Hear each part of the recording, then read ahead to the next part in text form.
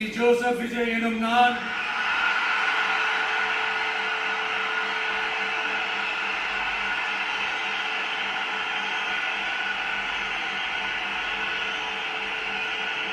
சட்டப்படி அமைக்கப்பெற்ற இந்திய அரசியல் அமைப்பின்பால் உண்மையான நம்பிக்கையும் மாறா பற்றும் கொண்டிருப்பேன் என்றும் இந்திய நாட்டின் ஒப்பில்லாத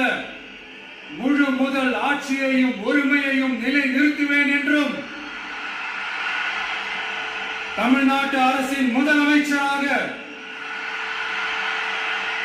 உண்மையாகவும் உளச்சான்றின்படியும்